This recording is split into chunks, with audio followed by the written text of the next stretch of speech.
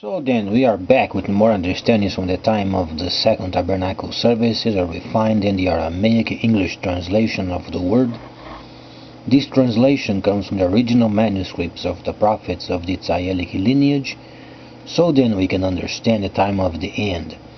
As per the Yeshayahu the prophet, we find layers of understanding of the spring feast, the autumn feast, and also the returning of the cities of the Messiah laid waste for many centuries.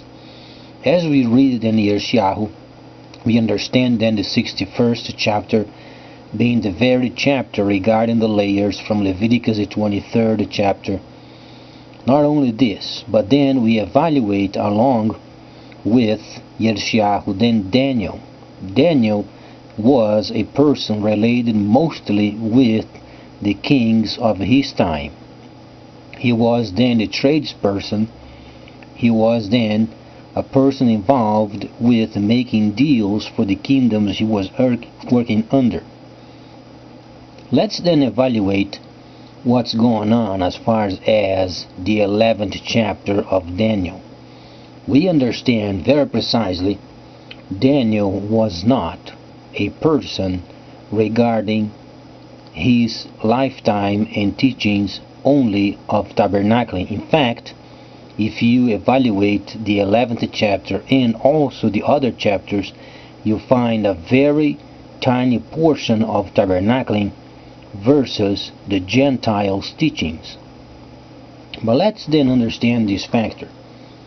What is going on then as far as the relationship with the kingdom of the north and the neighboring countries?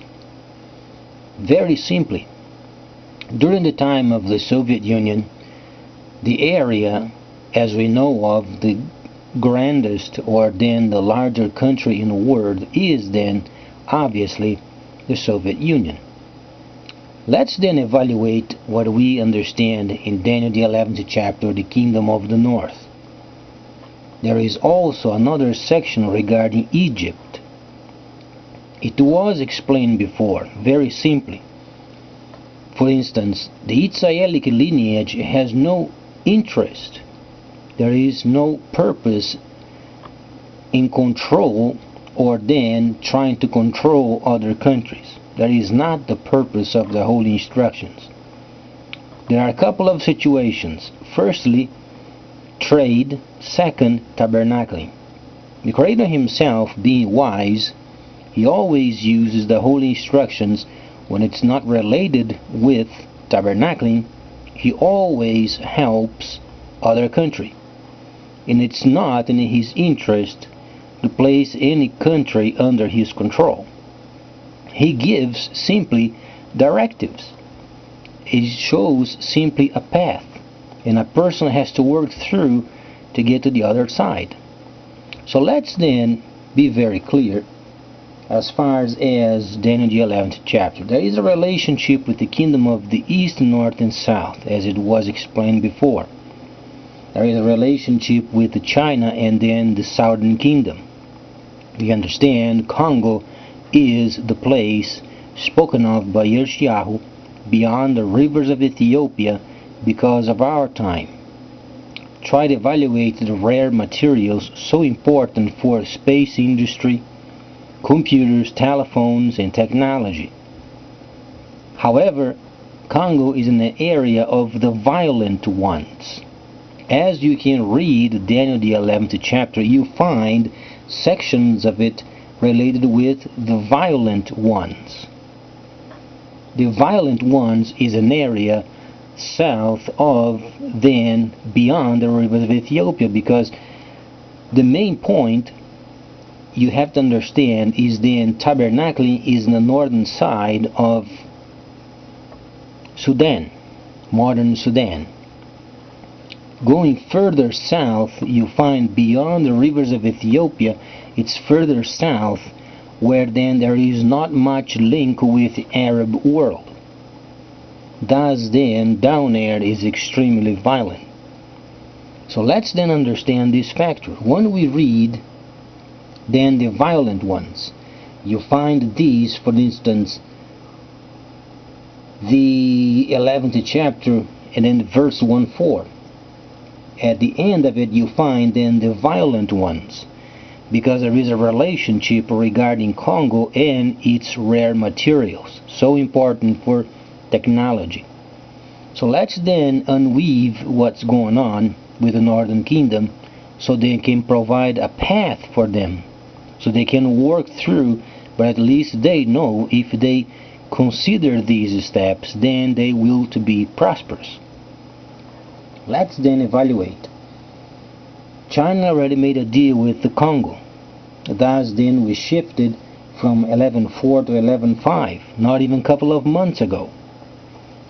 Then later on you found very precisely then the Kingdom of the North involved with this, because the Kingdom of the North also is involved with the Congo, because during the time of Mr. Castro and Che Guevara, during the time of the 60s, the Cold War, that's when we understand then the former state of the Soviet Union must become then greater than the first.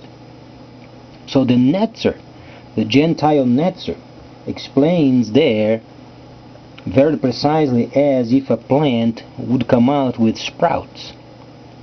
Netzer, from the Holy Language, you find, for instance, the olive plant, when it's grown up, if you cut it, sometimes there is a sprout that comes up, sometimes centuries later.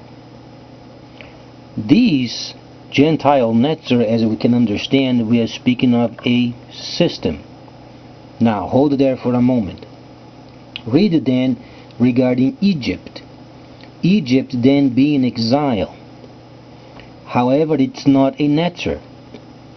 We are explaining then what Egypt used to be. A power of the world at the time went aside for some time. This is what the meaning is. Now, let's evaluate then as then the socialist group is then regrouping themselves, so then their objective is protecting trade. What can we explain as far as this verse 1:4? And then later on the Northern Kingdom will come with much equipment. What do we understand much equipment and then Egypt? It's very simple. The Holy Instructions gives us, for instance, in Genesis or Bereshit, where then Joseph was sold into slavery and then ended up in Egypt. Egypt was the power of the time. The known world was then always linked with Egypt. What do we understand as far as the present situation of the Soviet Union and Ukraine? They must be joined. As we understand, the instructions are explaining that as they join together and they build arms. This is the objective. What is the link then the Northern Kingdom and then Egypt? Obviously, link them up with arms. It's the first situation where you find then the linking of the Soviet Union, linking the other countries around them as they used to be, producing arms, and then linking up with Egypt, and in turn Egypt links up with China. Thus we understand the first customer of this portion of the Holy Instruction is then Egypt. From Egypt then goes on and around Egypt and then Northern Africa. From then on, the arms of the Soviet Union goes to Northern Africa, and then goes on and on and on in many other countries. So the path is very clear. So then, what do we understand then later on when it reaches then verse 1:4? Obviously, there will to be skirmishes regarding then the Southern Kingdom. The Holy Instructions is extremely clear. There shall be skirmishes. However, you find then the sons of the violent ones in the very verse 1:4. What is then the situation regarding then these sons of the violent ones? We are explaining then rare materials for technology, arms with high technological equipment. So then there are some skirmishes, but then as we can understand, the Northern Kingdom will come up prosperous. So then, as we read these, then later on, when Gog and Magog, they make their side of the deal, in other words, preparing the world for the time of the end, then we will understand these previous relationships. But be sure of it, neither China or the Soviet Union or Cuba or Congo or any of the countries will release the atomic bomb. In fact, the Soviets were then the most perfect people related with this releasing of a bomb. In Novaya Zemlya was then tested the 50 megatons weapon, and then it was absolutely perfect the way they detonated it. However, during the time of the future, that we are reading the future, they won't release any weapons as far as destruction of this age. It is solely then related with Gog and Magog, Israel, and United States. But then, prior of this time of the end, we read then, from this verse and on, the 7th explains then the gathering of the socialists for the purposes of protection of trade. Later on, we find then Cuba was then pardoned more than 90% of their debts.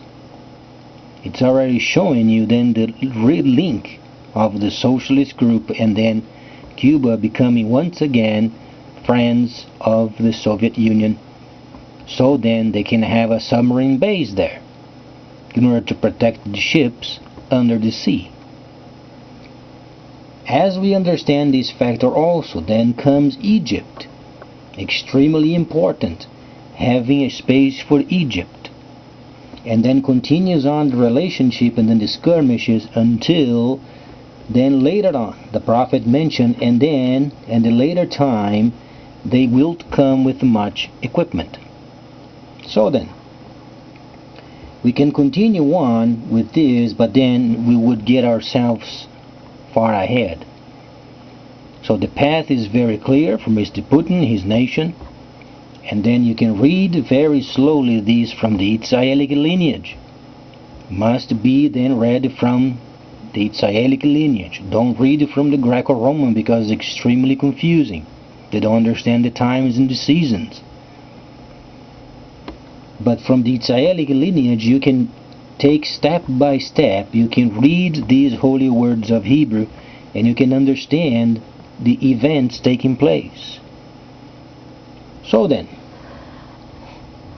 as the world is then shifting and then transitioning from 1,000 years of deceit, then we study even further what it means at the time of the restoration. Very plainly explained. Next time we're going to study the covenant, because it's extremely important. Then when the northern kingdom of Africa is then secured, then there is a relationship with the Congo and then tabernacling in the very center of it. Because if you understand, Egypt is in the north and then Sudan is a bit south, and then you find the violent ones then beyond the rivers of Ethiopia, and then rare materials coming out of Congo and helping then the Soviets and also other countries, mostly the Soviets, build arms for the world. So then please stay tuned, much more coming up.